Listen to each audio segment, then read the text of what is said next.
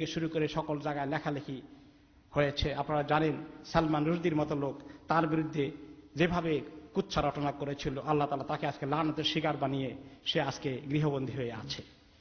কিন্তু আফসোসের বিষয়, আমাদের মুসলিম দেশে আল্লাহ রাব্বুল আলামিন আমাদের মুসলমানদের নামধারী দেশের মধ্যে এমন কথাবার্তা নবী করিম সাল্লাল্লাহু আলাইহি ওয়াসাল্লাম আল্লাহ তাআলার ব্যাপারে, নবীদের বিবিদের ব্যাপারে, খাদিজা রাদিয়াল্লাহু আনহা, আয়েশা রাদিয়াল্লাহু আনহা এবং সাহাবিয়াদের ব্যাপারে এত মারাত্মক মন্তব্য করা হয়েছে।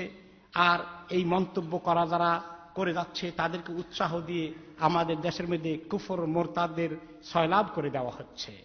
আপনারা যাওয়ার সময় লিফলেট পাবেন, কি ষড়যন্ত্র ইসলামের বিরুদ্ধে করা হয়েছে বিভিন্ন তরিকায় ব্লগারদের মাধ্যমে। নবী করিম সাল্লাল্লাহু আলাইহি ওয়াসাল্লামকে তারা বলেছে তিনি হচ্ছেন মুহাম্মক, তার মানে মহা আহাম্মক, এই নামে তাকে তারা গালি দিয়েছে। তারা বলেছে যে মুহাম্মদ এমনই উন্মাদ, এমন ওস্তাদ চাপাবাজে ছিল, তার চাপার কোনো মা বাপ ছিল না। সে নিজেকে জাতে তোলার জন্য এমন একজনের বংশধর বলে দাবি করেছে যে লোকটার কোনো অস্তিত্বই ছিল না, লোকটার নাম ইব্রাহিম।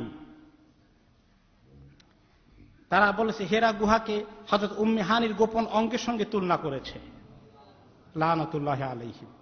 নামাজের সেজদাকে অবাধ যৌনাচারজনিত কারণে উপর হয়ে পড়ে থাকার কথা তুলনা করেছে।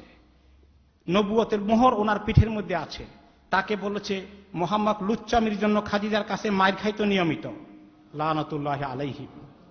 যেন তেন মারি না, তার পিঠ মোবারকে খাদিজার পবিত্র জুতার বাড়ি, তাই নিজের সম্ভ্রম শরীফ রক্ষা করার জন্য চাপা মারায় ওস্তাদ মুহাম্মদ পিঠে খাদিজার পেন্সিল হিলের গর্ত ঢাকতে গল্প ফেঁদে বসেছে, গল্প বানিয়েছে।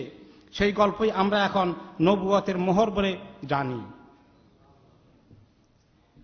এইভাবে করে তারা আল্লাহ তাআলাকে পর্যন্ত তারা আক্রমণ করে বলেছে আল্লাহ গাঁজা খায়, নাউজুবিল্লাহ, যে আল্লাহ আমার বিছানার নিচে এখন শুয়ে আছে। তারপরে বলে যে যারা ইসলাম চায় তাদেরকে তো ফাঁসি দিবায়, এদেরকে বাঁচাইতে আল্লাহ আসলে আল্লাহরেও ফাঁসি দাও, লানাতুল্লাহি আলাইহি। দুই একটা জিনিস মাত্র পড়লাম, খুতবা থেকে পড়ার মতো জিনিস না।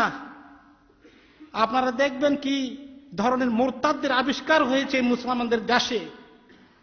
কোন কুফর দেশে, কাফিরের দেশে, ইউরোপ আমেরিকায় কোন জায়গায় আল্লাহ নবীকে নিয়ে এই 1500 বছরের ইতিহাসে এমন গালিগালাজ করা হয় নাই, তার চরিত্রের মধ্যে এমন কলঙ্ক লেপন করা হয় নাই।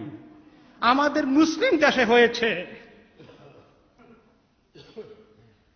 আর তাদেরকে আজকে হিরো বানানো হচ্ছে, যারা আল্লাহর নবীর বিরুদ্ধে দুশ্মনী করেছে, আল্লাহর বিরুদ্ধে কলম ধরেছে, কোরআনকে অবমাননা করেছে, দ্বীন ইসলামকে নিয়ে ব্যঙ্গ করেছে। আল্লাহর কাছে কি জবাব দেব আমরা? এই উম্মত কি জবাব দিবে আল্লাহ তাআলার কাছে? আপনার দল মত নির্বিশেষে সমস্ত রাজনীতি ফেলে দেন আস্থা কুঁড়ের মধ্যে। আপনি আল্লাহর নবীর জন্য তাকে যদি ডিফেন্ড না করেন, কিয়ামতের দিন আপনি আল্লাহর কাছে কি নিয়ে উঠবেন? হে মুসলমান, এই সমস্ত মুরতাদদের জবানকে যদি স্তব্ধ না করে দেওয়া যায়, সবাই মিলে যদি প্রতিবাদ না করে সোচ্চার না করি, আল্লাহ রাব্বুল আলামিন আমাদের দেশে কোন গজব নাজিল করবেন আপনি চিন্তা করে দেখেছেন? কোন গজব নাজিল হবে আপনি চিন্তা করে দেখেছেন? আল্লাহ তাআলার কাছে আমরা সবাই আকুল আবেদন করি যে আল্লাহ আমাদেরকে তৌফিক দাও, আমরা এই সমস্ত মুরতাদদের শক্ত প্রতিবাদ করতে সমর্থ হই।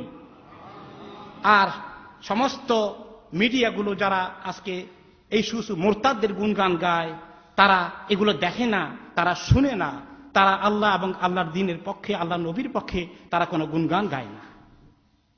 আপনারা জানেন বাংলাদেশের আলেম ওলামারা, বাংলাদেশের আলেমকুল শিরোমণি হযরত মাওলানা আহমদ শফি হাফেজাহুল্লাহ হাটহাজারী মাদ্রাসার মুহতামিম ডাক দিয়েছেন সমস্ত মসজিদ মাদ্রাসায় সমস্ত ওলামাদেরকে আজকে জুমার পরে তারা তার জন্য প্রতিবাদে সোচ্চার হওয়ার কথা। তার সঙ্গে একমত হয়ে বিলেতের মুসলমানরা, সমস্ত মসজিদের ইমাম সাহেবরা একমত হয়েছেন, তারাও আজকে প্রতিবাদ করবেন জুমার পরে। আল্লাহ রাব্বুল আলামিন আমাদের দেশ থেকে এই সমস্ত মুরতাদ কুফর থেকে আমাদের দেশকে আল্লাহ তাআলা পাক সাফ করে দিন। আল্লাহ তাআলা আমাদের দেশকে এই সমস্ত গজবের আযাব থেকে বাঁচিয়ে দিন। আল্লাহ তাআলা আমাদের দেশের মধ্যে তাওহীদের পতাকাকে উড্ডীন করার জন্য আমাদেরকে তৌফিক দান করুন।